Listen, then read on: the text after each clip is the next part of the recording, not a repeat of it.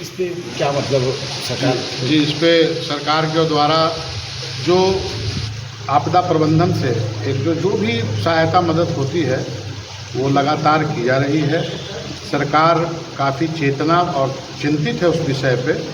और ये तो आपदा एक ऐसा है, ये भौगोलिक क्षेत्र ही ऐसा है वहाँ का, ये चीज़ें बराबर वहाँ गंगा का कहर कभी कभी देखने को मिलता है। और इस आपदा में वहाँ के लोगों के साथ कदम से कदम मिलाकर वहाँ के लोगों के प्रति पूरी संवेदनशीलता से बिहार सरकार खड़ी है। और वहाँ के लिए नोडल अधिकारी भी नियुक्त कर दिए गए हैं। वहाँ जो भी मूलभूत सुविधाएं हैं वो मुहैया कराई जा रही है। लेकिन सरकारी प्रयास नाकाफी अभी जैसा दिख रहा है। देखिए, आपदा में जब आपदा, इसीलिए उसका नाम आपदा होता है। आपदा जब आती है तो वो कुछ तो कुछ नुकसान करता ही है। और हर चीज़ की भरपाई हो जाए तुरंत, ये कोई भी सरकार हो, लेकिन प्रयास ईमानदारी से होनी चाहिए। और बिहार सरकार इस पर ईमानदारी से प्रयास कर रही है।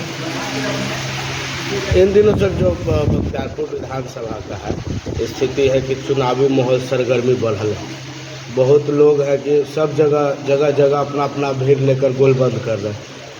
तिरंगा यात्रा जो राष्ट्र हित का यात्रा है उसमें भी गोलबंदी चल रही है।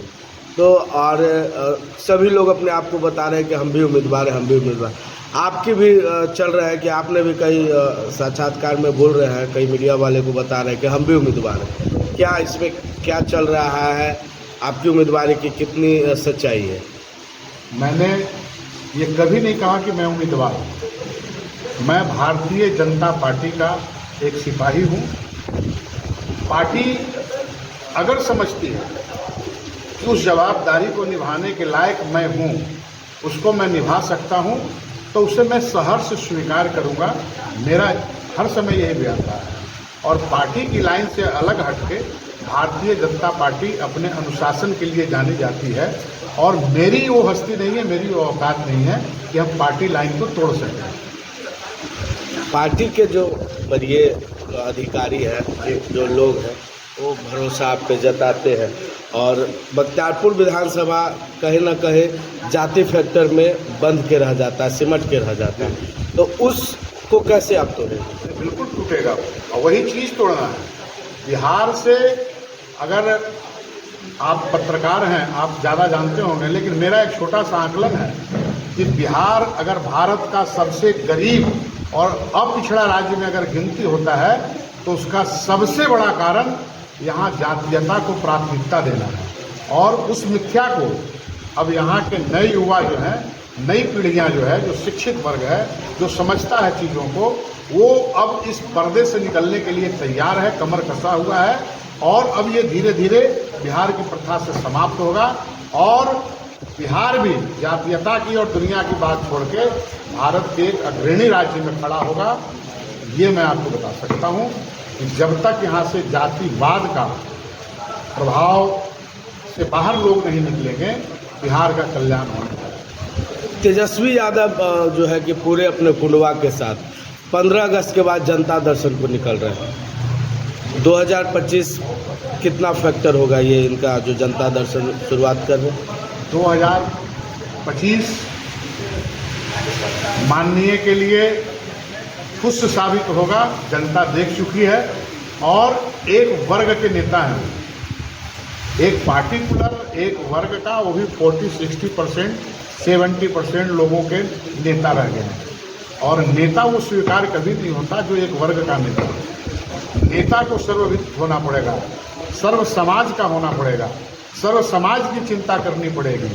ऐसा नहीं कि बांग्लादेश में अगर हिंदू मारा जाता हो तो हमारे वोट छिल जाएं, और देश में आग लगाने की बात हो तो हम मीडिया में चीखना चालू कर दें, हम अपने आप को चीख चीख के गला फंसा लें। ये राजनीति को भारत के लोग समझ चुके हैं, बिहार की जनता समझ चुकी है। इसलिए वो अब दिन दूर नहीं है। आने वाले 2025 में भारतीय जनता पार्टी की स्पष्ट बहुमत की सरकार बनेगी। और वहाँ से एक नया अध्याय, एक नई लाइन बिहार के लिए चालू होगी। और वो होगा सबका साथ सबका विकास। बख्तियारपुर विधानसभा के आप भी रहने वाले हैं सर, आपकी पत्नी भी मुखिया है, आप भी जनता से रूबरू हो ही रहे हैं। किन किन मूलभूत समस्याओं से 3 ब्लॉक हैं जो नागरिक हैं जो जूझ रहे हैं सर, आपके नज़रों में क्या लगता है? मैं तो पूछता हूँ कि अभी तक जो यहाँ का प्रतिनिधित्व कर रहे हैं वो एक काम बता दें। आप मीडिया के सम्मानित लोग हैं, गांव गांव जाते होंगे, हर जगह जाते होंगे, कितने बोर्ड देखा है आप लोगों ने? कितने शिलान्यास का बोर्ड देखा है? और बख्तियारपुर में एक माइलस्टोन बता दें कि जो कहने को हो कि हमने ये विकास के काम में ये किया है।